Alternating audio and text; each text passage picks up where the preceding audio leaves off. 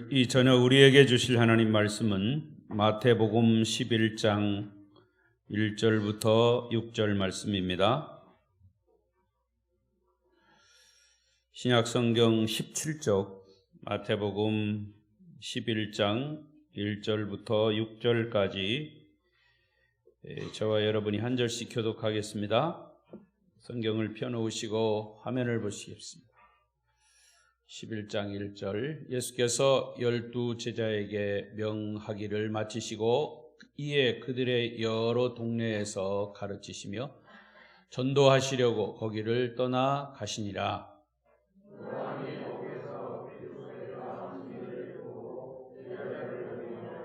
예수께 여짜오되 오실 그이가 당신이오니까 우리가 다른 이를 기다리오리까?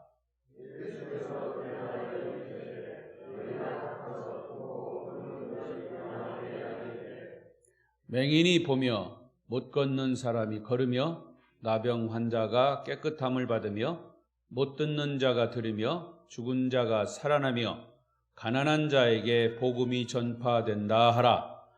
누구든지 나로 말미암아 실족하지 아니하는 자는 복이 있도다 하시니라. 아멘. 할렐루야. 오늘도 주신 말씀에 큰 은혜가 임하시기를 바랍니다. 오늘도 이 예배 자리에 나오신 여러분을 축복하고 또 주 안에서 사랑합니다. 우리 옆 사람과도 인사하십시다. 저녁에 또 만나서 반갑습니다. 잘 오셨습니다. 은혜 많이 받으세요. 감고사축 감사합니다. 고맙습니다. 사랑합니다. 축복합니다.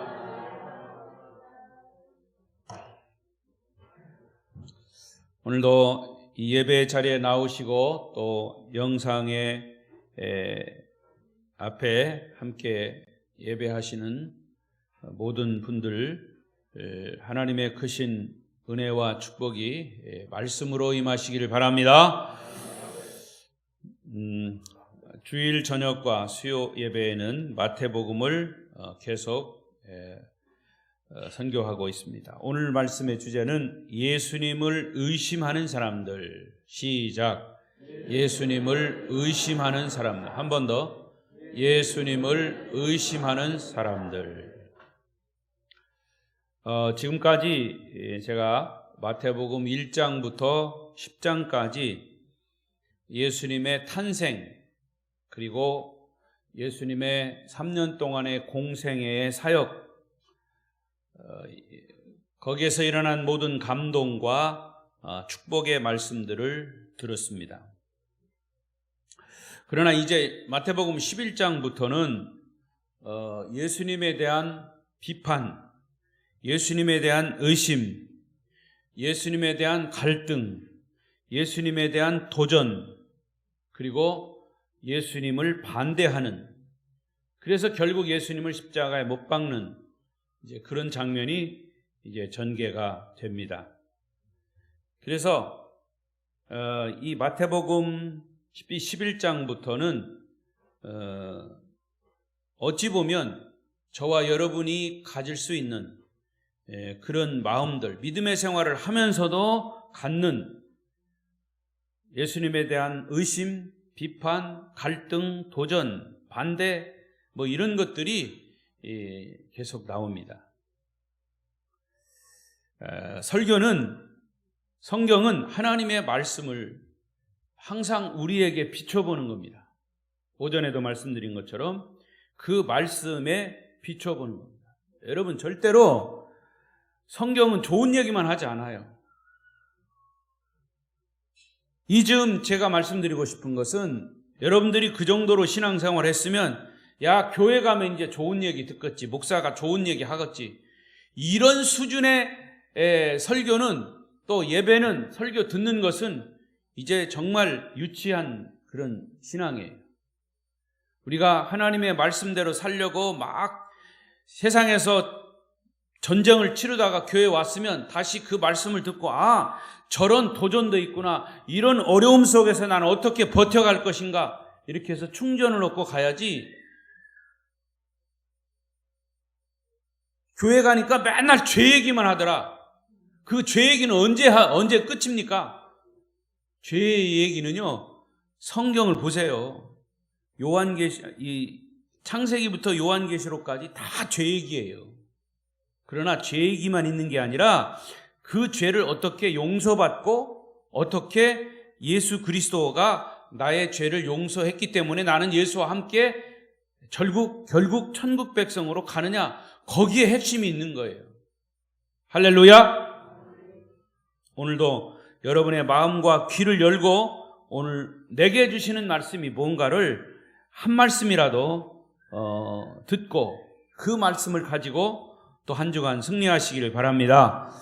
자, 첫 번째로 예수님을 의심하는 세례 요한입니다. 오늘 본문에는 이 세례 요한에 대해서 나오는데 그 세례 요한이 예수님을 의심하고 있다. 이 제목 자체가 조금 의아스러운 제목일 수 있습니다. 자, 2절 3절을 보십시다. 2절 3절 시작. 요한이 옥에서 그리스도께서 하신 일을 듣고 제자들을 보내어 예수께 여짜오되 오실 그이가 당신이오니까 우리가 다른 일을 기다리오리까. 요한은 예수님께 세례를 베푼 사람이에요. 근데 이 2절 3절을 보면 우리가 놀라움을 금할 수가 없어요. 왜냐? 예수님에 대해서 맨 처음 의심을 가진 사람이 다른 사람이 아닌 예수님께 세례를 베푼 세례 요한이기 때문입니다. 이게 굉장히 충격적인 사건이에요. 목사가 설교를 하는데 예수에 대해서 확신이 없이, 하나님에 대해서 확신 없이 설교하는 것과 똑같아요. 여러분이 저를 볼 때 목사님이 하나님에 대해서 정말 믿음을 갖고 있나? 이런 생각이 들어요? 예? 만약에 그런 생각이 조금이라도 든다면 나는 설교 안 해야 돼. 이거를 바꿔 말해보세요. 바꿔서 만약에 우리가 하나님을 믿는데 하나님에 대해서 예수님을 통한 내가 구원받았다고 하는 사실을 자꾸 여러분들이 의심한다면 이 자리가 정말 좌불안석일 겁니다. 만약에 바리새인들이나 그 당시에 서기관들이 그랬다면 뭐 그럴 수 있다고 하지만 누구보다도 예수님을 사랑했고 예수님을 위해 고난받았던 세례 요한이 이런 의심의 발언이 처음 시작되었다고 하는 것은 놀라움을 금할 수가 없어요. 여러분, 세례 요한이 누구예요? 여러분이 아는 대로 예수님께서 사실 그 11장 7절 이하에 이제 그 부분이 나와요. 이제 수요일 다음 이렇게 나오는데, 아무튼 예수님은 세례 요한에 대해서 여자가 낳은 사람 중에 가장 큰 자라고 칭찬하신 사람이 세례 요한이에요. 그는 광야에 외치는 큰 소리였고 주의 길을 예비하는 자였습니다. 종교 지도자들이나 그 당시 정치 지도자들이 서슴없이 그들에게 당신들은 독사의 자식들이라고 외치면서 회개를 촉구했던 자가 세례 요한이에요. 이 세례 요한은 화려한 집에서 살지도 않았습니다. 오히려 풀 한 폭이 없는 광야에서 살았습니다. 약대 털옷과 가죽 띠로 겨우 몸을 가리는 그런 옷을 입고 살았고, 험한 음식을 먹고 험한 장소에서 정말 진리를 위해서 싸운 자가 세례 요한이에요. 그 당시 세례 요한의 메시지는 정말 불을 뿜어내듯이 강력했고 그의 설교를 듣기 위해서 수많은 사람들이 세례 요한 주변에 몰려들었습니다. 놀라운 일이었어요. 그리고 세례 요한은 어느 날 예수님이 걸어가시는 모습을 보고 보라, 세상 죄를 지고 가는 하나님의 어린 양이로다, 이렇게 탄성까지 한 사람이었어요. 그리고 자기 제자들에게, 요한 제자들에게 뭐라고 그랬냐면 너희들이 진정 따라야 할 분은 바로 저분이시다, 이렇게 말한 사람이 세례 요한이에요. 그래서 자기의 제자들을 예수님의 제자들에게 예수님에게 제자들을 다 보냈어요. 이제는 나를 따르지 말고 저 예수님을 따라라. 그런가 하면 예수님께서 요단강에서 세례를 받으실 때 요한에게 세례받기를 원하셨을 때도 세례 요한은 거절했어요. 감히 내가 어떻게 주님께 세례를 베풀 수 있겠습니까? 그럴 때 예수님께서 세례 요한에게 뭐라고 그랬냐면 나에게 세례를 베풀므로 말미암아 하나님의 뜻을 이루라. 당신을 통해서 하나님의 뜻이 이루어질 것이다. 이렇게 말씀을 한 사람이 세례 요한이에요. 그래서 세례 요한은 두렵고 떨리는 마음으로 주님께 세례를 베풀었습니다. 자, 그때 놀라운 이 역사가 일어났죠. 마태복음에 의하면 하늘문이 열리고 성령이 비둘기같이 임했습니다. 이것은 충격적인 영적인 장면이에요. 그리고 또 하늘에서 음성이 들렸어요. 이는 내 사랑하는 아들이요 내 기뻐하는 자라. 하나님이 예수님의 그런 세례받는 장면을 보고 그렇게 하늘에서 음성이 들린 거죠. 물론 하늘에서 음성이 들린 거는 예수님에게만 들을 수 있어요. 자, 그건 차지하더라도 이런 일련의 사건들을 직접 체험하고 알고 있던 사람이 바로 세례 요한이에요. 그러나 그 세례 요한의 입에서 지금 이상한 의심의 소리가 나온 겁니다. 여러분, 목사가요, 목회를 하다가 신자들을 만나서 이렇게 얘기할 때 믿음 없는 소리 할 때 막 속에서 막 화가 나요. 어떻게 저런 소리를 할까? 어떻게 장로님이, 집사님이 저런 소리를 할까? 물론 화를 안 내죠. 제가 어떻게 화를 내겠습니까? 그래서 요즘은 또 표시도 안 나. 마스크 써가지고 화를 내는지 안 내는지. 제가요, 제가 부목사 할 때 한번 얘기했나 모르겠어요. 장례가 났어요. 그래가지고 이제 그때만 하더라도 이제 80년대니까 매장을 할 때 주로 매장이에요. 화장 별로 없었어요. 그래서 이제 담임 목사님하고 교인들하고 다 이제 산에 가서 매장을 하고 이제 매장을 끝나고 점심을 먹죠. 근데 그때는 점심을 또 그 산소까지 다 배달해가지고 거기서 이제 이렇게 먹었습니다. 점심을 이제 한참 먹고 이렇게 이제 조금 차 마시고 쉬는 시간에 거기 어른 장로님이 한 분 계셨어요. 아주 참 마음씨도 곱고 좋으신 분이에요. 그런데 딱 차를 마시면서 저 주변을 둘러보더니 여기는 참 이분이 오늘 돌아가신 분이 몇 자리를 잘 썼다고. 그런데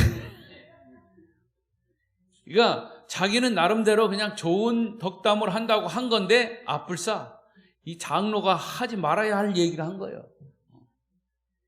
그동안에 우리가 가져왔던 어떤 문화, 미신적인 그런 문화, 이런 걸 배경으로 해서 그냥 팍 뱉어버린 거예요. 그래서 제가 젊은 그 목사가 그랬어요. 장로님 보고. 아니, 장로님, 그런 얘기가 어딨어요. 장로님 입에서. 하나님의 은혜로 장례를 잘 마쳤다 이러면 모르는데 몇 자리가 잘 서요? 제가 겁없이 장로님한테 확 그렇게 얘기해버렸어요. 여러분, 물론 그 장로님 믿음이 없어서 그런 건 아니겠지만 사실은 엄밀한 의미에서 우리의 신앙의 밑바닥에는 그런 어떤 미신적인 요소가 흐르고 있어요. 지금도 흐르고 있어요. 결정적인 순간에 흐르고 있어요. 정말 살아계신 하나님이 아주 멀쩡히 살아계신데도 하나님 없는 것처럼 얘기할 때가 있다고 말이에요. 그게 뭐냐? 의심이에요, 의심. 세례 요한은 지금 감옥에 있는 상황에서 사람들을 예수님에게 보내서 질문하게 합니다. 그 질문의 내용이 뭐냐? 예수여, 당신이 정말 메시아입니까? 정말 하나님이 약속한 메시아입니까? 이게 3절의 말이에요. 예수께 여짜오되 오실 그이가 당신입니까? 오실 그이가 누구요? 메시아예요. 우리가 다른 일을 기다려올까? 당신이 메시아가 아니고 다른 메시아가 또 있습니까? 의심이라는 말이죠. 충격적인 사실이에요.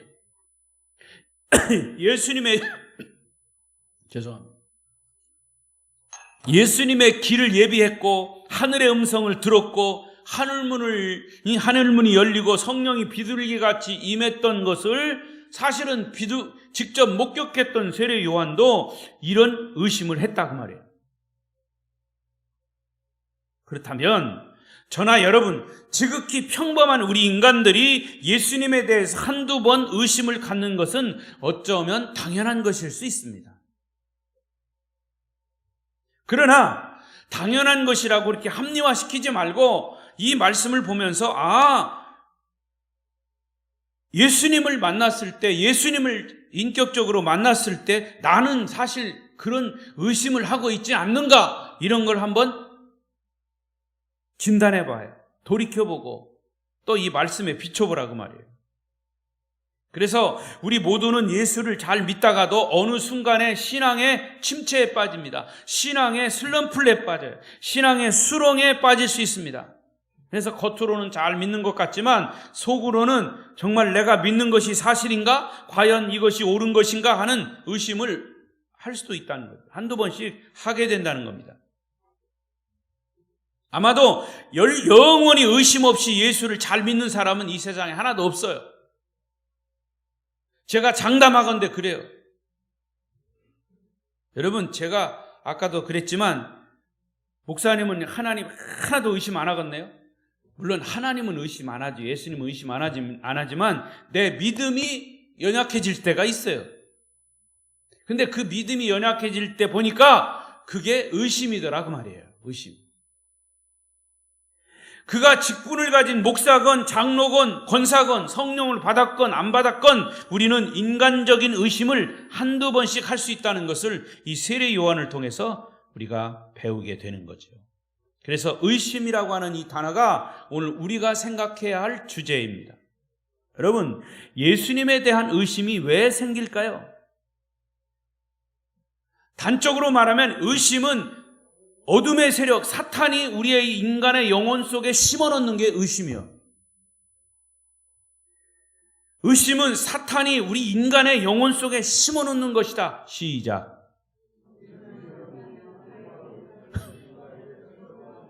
알았어요. 몇 사람은 지금 딴 생각하고 있어 보니까. 쭝얼쭝얼 하는 거 보니까. 오히려 예수님에 대해서 부정을 했다면 뭐 할 말이 없어요. 하나님에 대해서 부인을 해버렸다면 차라리 간단한 거예요. 부정이나 부인보다도 더 우리를 괴롭히는 것이 뭐냐? 의심이에요, 의심. 여러분, 남편이 아내를 의심해 보세요. 괴로운 겁니다. 아내가 남편을 의심해 보세요. 부모가 자녀를 의심해 보세요. 그거 못 살아요. 괴로워서. 차라리 야, 나 너하고 못 살겠다. 이렇게 부정이나 부인해 버리면 오히려 속이 시원해. 목사님, 그럼 그렇게 하란 말이에요? 아니, 그렇게 하란 말은 아니에요. 그러니까 여러분, 부정이나 부인보다도 더 우리를 괴롭히는 것은 의심이에요. 왜? 우리가 가졌던 확신이, 하나님에 대한, 예수님에 대한 확신이 흔들리는 것이기 때문에. 그러니까 부정이나 부인은 차라리 금방 해결할 수 있는 거예요. 다시 인정하면 되는 건데, 의심은 계속 의심의 꼬리를 물고 갈아요. 그러다 나중에는 정말 우리의 믿음을 흔들고 결국에는 무너뜨리게 만드는 게 의심이에요. 성령 체험도 하고 예수를 잘 믿다가도 이런 의심의 절망에 빠지게 되는 것이 무서운 사단의 계략입니다. 자, 그 근원을 찾아보겠습니다. 창세기 3장 1절 여기 나왔어요. 시작. 그런데 뱀은 여호와 하나님이 지으신 들짐승 중에 가장 간교하니라. 뱀이 여자에게 물어 이르되 하나님이 참으로 너희에게 동산 모든 나무의 열매를 먹지 말라 하시더냐? 라고 사단이 여자에게 질문을 합니다. 여러분, 이 질문은 하나님을 부인하는 질문이 아니에요. 잘 보세요. 자세히 보면 하나님의 말씀을 의심케 하는 질문이에요. 이것이 바로 사단이 인간을 아주 유혹하는 교묘한 수법입니다. 하나님이 없다고 부정한 것이 아니라 하나님이 정말 그렇게 말씀했냐 하고 의심의 씨앗을 툭 던지는 거예요. 여러분, 신앙적인 의심에는 언제나 사단의 유혹이 있다는 사실을 우리는 염두에 두어야 돼요. 우리가 육체적으로 약해졌을 때, 기도하고 있지 않을 때, 어떤 인간적인 문제로 고민하고 있을 때, 다른 사람과 갈등을 일으키고 있을 때, 마귀는 하나님을 부인하게 하는 것이 아니라 의심하게 만들어요. 사람과의 관계를, 부부와의 관계를, 성도와의 관계를 의심하게 만든다는 거죠.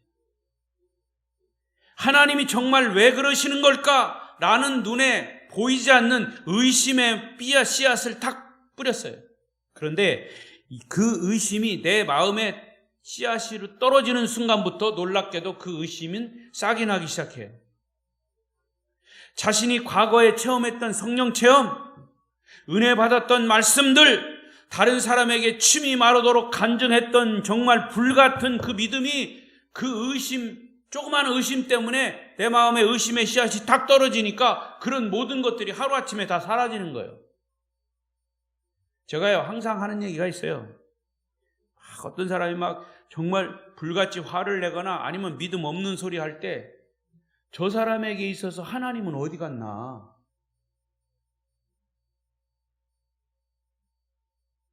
부정적인 생각, 파괴적인 생각, 안 된다고 하는 생각 등 의심하는 생각에 빠짐으로 잠을 못 자는 거예요. 이게 사단이 주는 의심이에요. 자, 다시 3장 2절로부터 3절, 2절부터 3절 시작. 여자가 뱀에게 말하되 동산 나무의 열매를 우리가 먹을 수 있으나 동산 중앙에 있는 나무의 열매는 하나님의 말씀에 너는 먹지도 말고 만지지도 말라 너희가 죽을까 하노라 하셨느니라. 여기까지 보면 여자는 하나님을 부인하지 않는 것 같아요. 그러나 그 다음 의심하기를 시작합니다. 16절 밑으로 내려가 보면 동산 각종 나무의 열매는 네가 임의로 먹되 선악을 알게 하는 나무의 열매는 먹지 말라. 네가 먹는 날에는 반드시 죽으리라. 자, 우리가 아까 우리 먼저 읽은 건 3장이죠. 이거는 2장에 하나님이 이 아담과 해와에게 하신 말씀이에요. 그러니까 하나님이 이렇게 말씀했다는 거예요. 어떻게? 동산 선악을 알게 하는 나무의 열매는 먹지 말라. 내가 먹는 날에는 반드시 죽으리라. 이렇게 얘기했어요. 근데 모두 먹을 수 있는 나무가 생명나무고 선악을 알게 하는 나무는 선악과 그 열매만 먹지 말라고 했지 먹지도 말고 만지지도 말라고 하신 말씀은 하지 않았어요. 하나님을 잔인한 하나님으로 말을 살짝 바꿔놨어요. 그리고 너희가 먹는 날에는 반드시 죽으리라 라고 했는데 너희가 죽을까 하노라 이렇게 바꿔놨어요. 혼돈하게 만들었어요. 여러분, 사람과의 관계 속에서도 항상 싸움이 생기는 게, 의심이 생기는 게 뭐예요? 말을 싹 바꿔놔요. 그 사람이 나쁜 사람이면, 나하고 별로 감정이 안 좋은 사람이면 말을 전할 때 내 감정을 실어서 그 말을 싹 바꿔놔. 그 사람이 기분 나쁘게. 이게 사단의 전략입니다. 의심은 여기서부터 시작되는 거예요. 의심을 하게 하는 사탄의 질문은 하나님의 사랑을 확 축소시키고 하나님의 심판을 확 약화시켜요. 그러니까 야 이거 먹어도 괜찮겠다. 하나님의 심판을 반드시 죽으리라 하니까 하나님의 심판이 확고한데 죽을까 하노라. 죽지 않을 수도 있어 그 말이에요. 우리가 하나님의 말씀을 의심하기 시작할 때부터 내 믿음은 무너지기 시작하는 겁니다. 내 믿음이 무너지는 순간부터는 은혜의 감격도 없어져요. 때로는 회개의 눈물도 없어져요. 부르짖는 기도도 사라져요. 기도를 해도 힘이 없어요.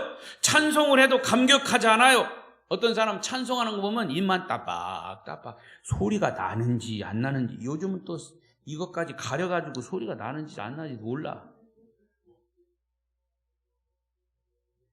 말씀이 선포로 돼도 온통 다른 잡생각이 나를 지배하고 있기 때문에 은혜가 되지 않는 거예요. 그것은 이미 사탄의 공격에 사정없이 무너지는 모습입니다. 여러분, 하나님의 추상과 같은 말씀이 떨어지는데 어떻게 졸음이 와? 졸음. 이 졸음도 마귀가 갖다 주는 거예요. 정신 차리세요. 이런 의심의 씨앗이 다른 사람이 아닌 요한에게도, 세례 요한에게도 뿌려졌다라고 하는 사실을 우리가 눈여겨봐야 돼요.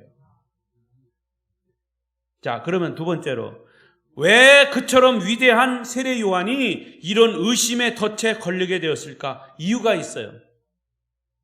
세례 요한도 의심의 덫에 걸리게 됐는데 몇 가지 이유가 있어요. 첫째, 환경의 악조건 때문이에요. 자, 오늘 본문 2절을 봅시다. 2절 시작. 요한이 옥에서 그리스도께서 하신 일을 듣고 제자들을 보내요. 지금 요한이 어디 있다고? 옥에 있어, 감옥에 있어요. 지금 헤롯 왕의 미움을 받고 옥에 갇힌 상태예요. 옥이 어떤데요? 감옥이 어떤데요? 캄캄하죠? 습기 차죠? 춥죠? 고문당하고 정말 육신이 지금 죽기 직전이에요. 먹을 것이 제대로 공급되지 않죠? 그런 감옥의 최악의 상태예요. 그것도 오랜 기간 동안 그 감옥에서 육체가 억류된 상태, 그런 상태이기 때문에 사람은 얼마든지 변하기 쉽습니다. 이런 때는 누구든지 절망할 수 있어요. 그리고 내가 진리를 위해서 외쳤는데 남는 것이 정말 이것밖에 없냐, 이런 좌절감도 맛볼 수 있는 거예요. 살아날 소망이라고는 눈꼽만큼도 없어요. 세례 요한은 결국에 목배임을 당했죠. 순교당했습니다. 여러분, 세례 요한이 믿음이 없어서 그랬을까요? 결코 아니라 그 말이에요. 환경과 여건이 힘들 때 사람은 얼마든지 마음의 동요와 변화가 일어난다는 사실을 여기서 깨닫게 돼요. 인간은 환경의 제한을 받을 때, 육체의 고난이 따를 때, 먹을 것이 없어 배고픔을 견디지 못할 때 쉽게 생각과 믿음이 변하는 거예요. 세례 요한은 감옥에서 순간적으로 그런 의심을 하게 된 거죠. 광야에서 불같이 쏟아내던 그런 토해내던 그 메시지는 다 어디로 갔어요? 그거하고는 너무나 다른 모습이죠. 주님을 위해서 불처럼 살았던 그가 감옥에 들어가 있다가 그런 고통을 당하니까 그런 의심이 생긴 거예요. 우리는 여기서 인간의 실상을 정직하게 볼 수 있습니다. 갑작스런 환경의 변화나 생각지 못한 고난이 부딪혔을 때 쉽게 신앙을 버리고 교회를 떠나는 사람들 많아요.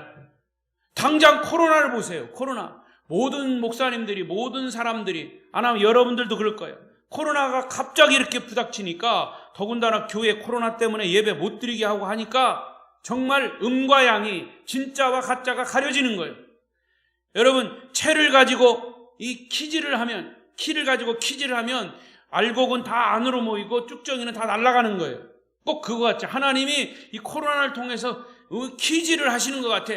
그래가지고 믿음을 그동안 가졌던 사람들 자꾸 안으로 모여들게 하시고 쭉정이는 다 날아가고, 갑작스런 고난과 환경의 변화가 생각하지 못한 때에 부딪히면 쉽게 신앙을 버리고 하나님을 배신하고 세상으로 나아가는 사람들이 많다. 잘 될 때는 주님을 찾다가 어려움에 처하면 주님을 버리고 떠나는 사람들. 두 번째로, 세례 요한이 의심을 갖게 된 이유는 예수님을 간접적으로 경험했기 때문입니다. 예수님을 요단강에서 직접 만난 일이 있습니다. 예수님에게 세례를 주었습니다. 그리고 난 후에 사실은 세례 요한은 예수님을 먼 발치에서 보았을 뿐이에요. 그것이 전부예요. 성경에는 그 후에 예수님과 세례 요한이 만났다거나 대화를 한 장면은 없어요.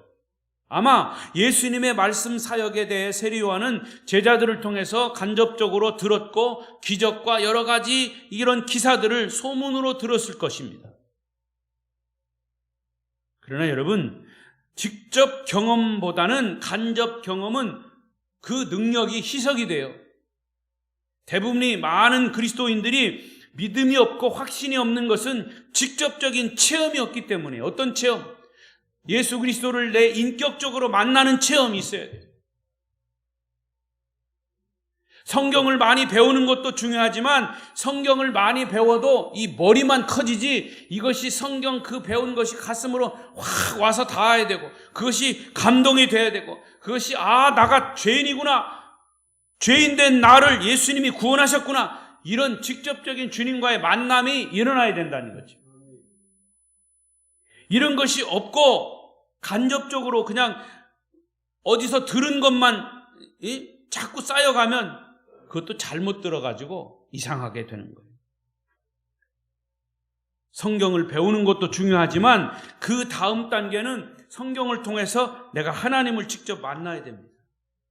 그래서 성경을 자꾸 읽어보라는 거예요. 읽고 그 속에서 내가 개인적으로 주님을 만나요. 여러분 자 보세요. 성경은요 누구의 말씀? 하나님의 말씀. 그러니까 성경을 보면 누구를 만날 수 있다? 하나님을 만날 수 있는 거예요. 성경은 누구의 말씀? 예수님의 말씀. 성경을 보면 누구를 만날 수 있다? 예수님을 만날 수 있어요. 성경은 누구의 말씀? 성령의 말씀.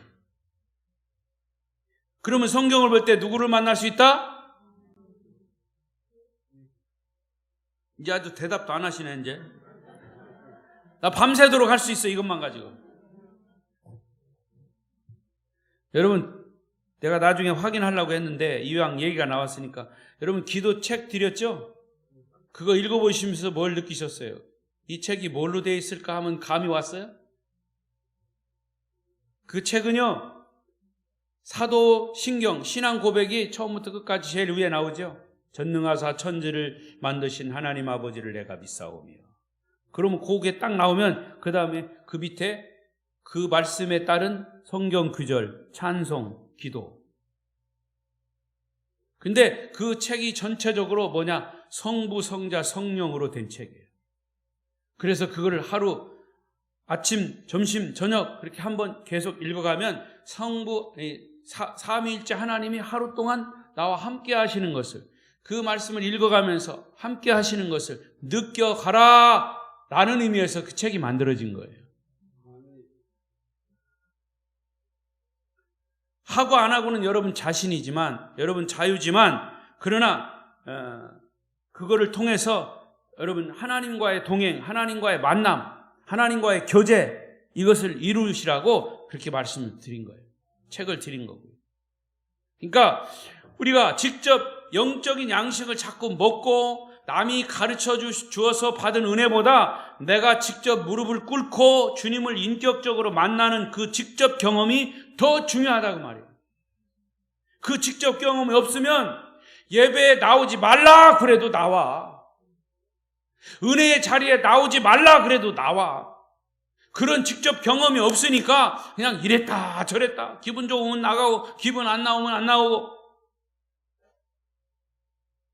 신앙이라고 하는 것은 어떤 상식과 이성의 만족에서 머무는 것이 아니라 직접 자기가 주님을 만나는 영적인 체험이 있어야만 확신을 갖게 되는 것입니다. 확신을 그렇게 해서 영적으로 확신을 갖게 된 사람도 의심이 들어가면 흔들리는데 어쩌면 세례 요한이 감옥에 들어가서 이런 의심을 하게 된 이유는 주님과 깊은 대화와 만남이 없었기 때문이 아닌가. 여러분 자신이 주님과의 개인적인 만남이 있도록 힘쓰시기를 바랍니다. 그래야만 믿음이 흔들리지 않고 의심도 사라질 것입니다. 그래야만 그 사람을 붙잡고 하나님이 일하십니다. 하나님께 붙들림을 받을 수 있기를 축원합니다. 세 번째 이유, 메시아에 대한 잘못된 인식 세례 요한에게 있었습니다.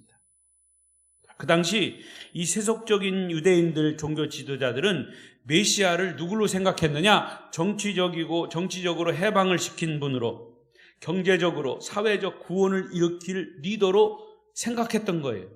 그러나 실제로 예수님은 구약이나 유대인들이 생각했던 메시아와는 전혀 다른 모습으로 심령이 가난한 자가 복이 있다. 원수를 사랑하라. 뭐 이런 전혀 자기들과 맞지 않는 메시아로 메시지를 던지고 있기 때문에 이분이 과연 메시아인가? 그들이 의문을 갖게 된 거예요. 아마 세례 요한도 감옥에 있었기 때문에 이런 세속적인 메시아 사상의 영향을 일시적으로 받았지 않았을까라고 보는 거죠. 자, 이런 상황에서 세례 요한의 이런 의심에 대해서 예수님은 어떤 반응을 보일까? 예수님에게 세례를 베풀었던 세례 요한, 그 세례 요한이 그렇게 의심을 갖고 있는 상황에서 예수님은 어떤 반응을 보이셨을까? 4절 5절 4절 5절 시작. 예수께서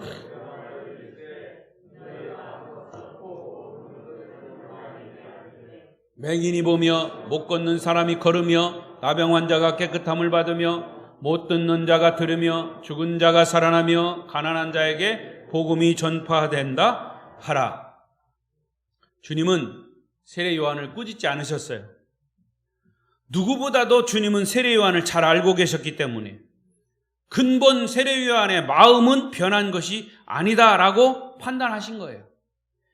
그가 일시적으로 환경의 어려움과 육신의 고통 때문에 그 마음이 좌절했다는 사실을 주님이 아셨어요. 괜찮아. 내가 너를 잘 알고 있어. 그래도 나는 너를 사랑해. 네가 지금 고통스러워하는 것을 내가 잘 알고 있어. 내 믿음이 변치 않았다는 것을 내가 잘 안단다. 이게 주님의 마음. 여러분, 그런 의미에서 주님은 저와 여러분의 형편을 잘 알고 계심을 믿으시기 바랍니다. 그래서 항상 우리에게 긍휼을 베푸셔요. 그 긍휼을 베푸시고 사랑하시는 그 하나님의 마음, 주님의 마음을 여러분 읽으시기를 바랍니다. 자식이 어떤 자식이 정말 효도하는 자식이냐? 부모의 마음을 읽을 줄 아는, 부모의 마음을 알아주는 자식이 효도하는 자식. 이 얘기를 하니까 금방 생각이 나요. 우리 옆에 살던 홍 집사님이 이제 이사 가셨어. 근데 이사 갈 때 그랬거든요. 그 이사 가기 전에 홍 집사님 갈 때 이야기 하고 가요. 그랬더니 그렇다고. 근데 그냥 가버렸어. 근데 보세요. 오늘 아침에 그 아들하고 그 손녀딸하고 홍 집사님하고 왔더라고. 그러면서 우리를 부르는 거야, 아침에. 우리 집사람을. 사모님. 그 사모님 부르는 소리가 얼마나 정겨운지 몰라. 가끔 있으면 사모님. 쑥떡 했어요, 쑥떡. 그 우리가 붙이면 또 홍 집사님 불러서 또 갖다 주고.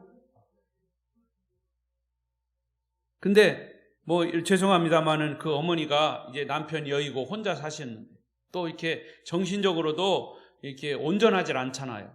그래서 전화를 해도 전화를 잘 안 받아. 또 그 본인 휴대폰 전화가 없어. 집에 전화만 있어.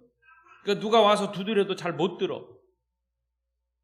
그런데 그럼에도 불구하고 어떤 때는 이제 홍 집사님 오늘 주일이면 이제 주일이니까 토요일 날 내일 주일이니까 교회 갑시다. 그러면 한 3시간 전에 불러. 오늘 주일인데 교회 가야죠? 사모님?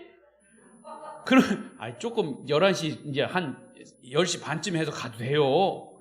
아, 그렇구나. 근데 와서 보면 10시에 앉아 있어. 제일 먼저.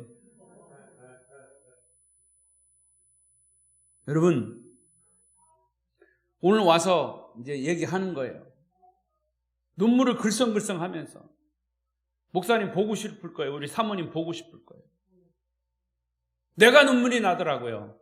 30년 살았대요, 거기서. 근데 집 이사 갈 때 그 이 집 문을 붙잡고 울었대요. 그래도 그 아들이 참 효자더라고요. 내가 그 얘기를 하려고 지금 이 얘기를 꺼냈는데 그 아들이 그 엄마를 참 위해, 그래 결국에는 집 팔고 자기 아들 옆에 있는 새 얻어가지고 어머니 혼자 모시게 같이 살게 모시고 간 거예요. 이게 그래서 제가 그랬어요. 그 손녀딸, 그 아들의 그 딸이죠. 손녀딸. 그래서 왔는데 그런 얘기를 해요. 아들이 엄마의 자식이 부모에게 그 역할을 다 해야죠. 잘 해야죠. 아버지가 그것을 자기가 가르쳐줬다고 하면서. 그래서 내가 그 손녀 딸한테 그랬어요. 딸한테. 내 아빠 훌륭한 사람이다. 네 아빠 참 훌륭한 사람이다. 그랬더니 그 딸이 그러더라. 알아요. 그러더라. 여러분, 주님은 우리를 극진히 사랑하시는데, 우리에게 긍휼을 베푸시는데 우리가 그 주님의 사랑을 알아야 된다 그 말이에요. 그게 은혜입니다. 그런데 잠깐의 의심할 수 있어요. 그런데 맨날 의심하고 또 걱정하고 염려해 보세요. 그러면 주님의 마음이 어떻겠나? 나는 너를 잘 알고 있어. 내가 너를 사랑해. 이런데 이렇게 간절함으로 주님이 말씀하시는데도 난 그 사랑 못 믿겠어요. 난 주님이 정말 메시아인지 못 믿겠어요. 이렇게 의심만 하고 있다면 주님의 마음이 어떻겠냐 그 말이에요. 그 아들이 그 엄마를 그렇게 좀 부족한 엄마를 그렇게 극진히 모시는데 그 엄마가 화를 내면서 나 이사 안 갈란다. 나 혼자 살란다. 막 자기 고집을 부리고 그 아들의 마음을 몰라줘 봐요. 그 아들이 얼마나 아프겠어요. 예수님은 요한의 의심에 대해서 어떤 긍정도 부정도 하지 않으셨습니다. 그 대신 그 다음에 하나님의 말씀을 던져주셨습니다. 이사야 35장 5절 6절 61장 1절 이 두 곳의 말씀인데 다 읽지 않겠습니다. 그리고 그 말씀이 그대로 실현되었다고 말하라고 했어요. 특히 오늘 본문 6절을 보면 11장 6절 보십시다. 11장 6절 주님은 누구든지 나로 말미암아 실족하지 아니하는 자는 복이 있도다 하시니라. 인간은 누구나 완전하고 영원한 신앙 고백을 할 수 없다는 사실을 예수님이 알고 계셔요. 그래서 베드로도 주는 그리스도시요 살아계신 하나님의 아들이십니다 라고 고백했지만 그 후에 베드로가 예수님이 십자가 지는 것을 말리니까 대번에 사탄아 물러가라 그랬어요. 여러분, 어떤 때는 내가 신앙 고백한 것 자체가 중요하지 않아요. 중요하죠. 그러나 그 신앙 고백한 것이 나의 삶으로, 내 행동으로 나타나야 그게 귀한 거지, 말로만 그냥 신앙 고백하고 행동으로 나타나지 않는 거는, 그거는 믿음 자체가 잘못된 거예요. 오히려 사탄이에요.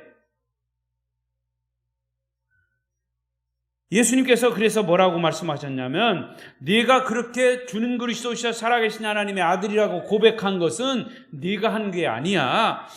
네가 아니라 네 안에 성령이 그렇게 고백하게 하셨다 말씀하신 거예요.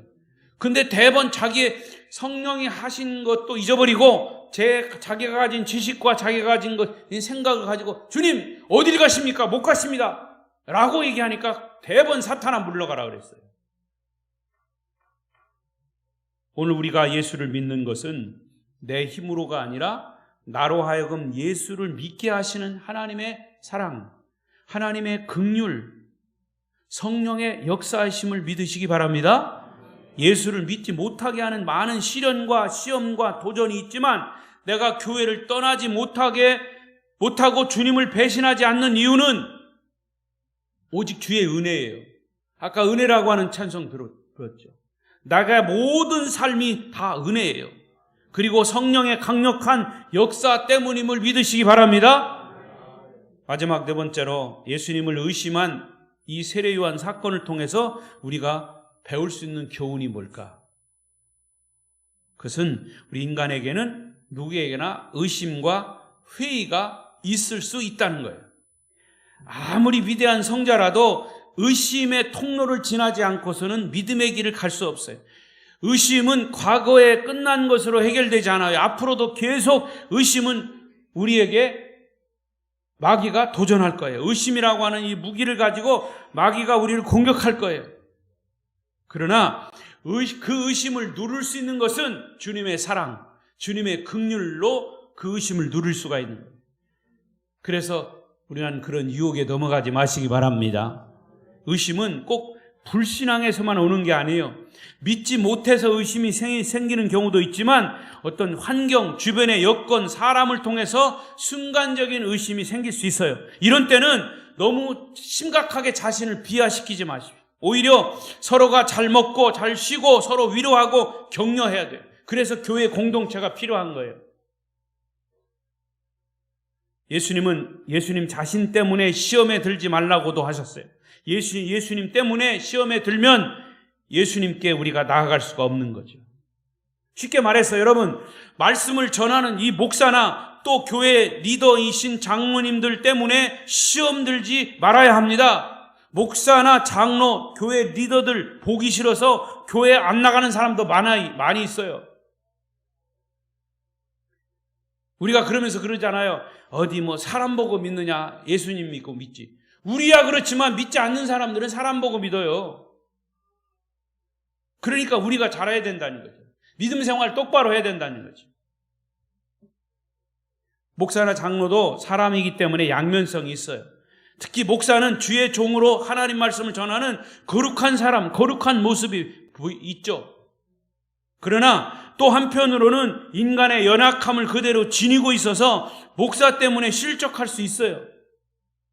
제가 과거에 어떤 교회에서 이렇게 사석에서 어떤 이 집사님과 얘기하는데, 목사님 강단에 올라서 얼굴에 빛이 나는데 꼭 강단에서 내려오시면 그냥 이웃집 아저씨 같아요. 근데 그 사람이 잘 본 거예요, 사실은. 왜? 아래 강대상에 내려가서도 막 얼굴에 빛이 나고, 그 빛이 나는 건 얼굴에 기름이 껴서 그런데 빛이 나고 막 거룩한 모습으로 비춰지면 나는 잘못하면 위선자가 돼요. 차라리 이웃집 아저씨로 비치는 게 나아. 그러니까 목사가 그럴 수 있느냐? 위선자다. 장로가 그럴 수 있느냐? 그런데 여러분, 목사나 장로나 다 그럴 수 있어요. 인간이기 때문에. 교회 공동체도 그래요.